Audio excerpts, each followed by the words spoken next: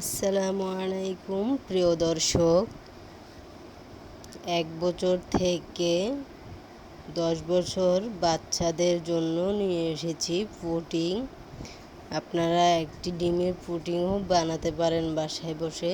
অল্প খাবারে বেশি পুষ্টি পেতে বাচ্চাদেরকে এই পুডিংটি খাওয়ান। প্রথমে বাটিতে আমি নিয়ে নিচ্ছি একটি মুরগির ডিম, যে কোনো ডিম নিলেই হবে।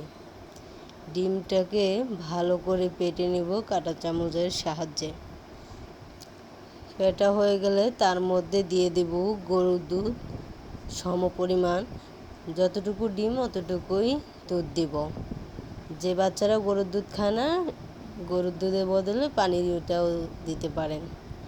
এখানে সামান্য চিনি দিয়ে ক্যারামেল করে নেব। আমার বাচ্চা যেহেতু 3 বছর, তাই এটা দিচ্ছি। 1 বছর বাচ্চাদেরকে না দিয়েই, ক্যারামেল না দিয়েই এমনি করেই খাওয়াতে পারেন।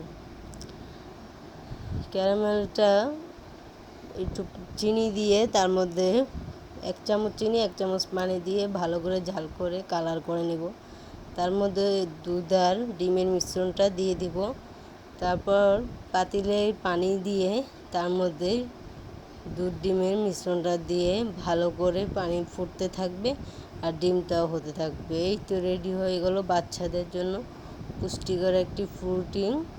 একটি ডিমের পুডিং সহজে বানানো যায়। অনেক সময় অনেক ডিম থাকে না, আর একটা ডিম দিয়ে একটা বাচ্চার জন্য যথেষ্ট। আমার চ্যানেলটি সাবস্ক্রাইব করে রাখবেন, নিত্য নতুন বাচ্চাদের ভিডিও ছাড়লে যেহেতু আপনার কাছে চলে যায়। বাচ্চাদেরকে বেশি পুষ্টি দিতে এই পুডিংটি করে খাওয়াই যথেষ্ট। আল্লাহ হাফেজ।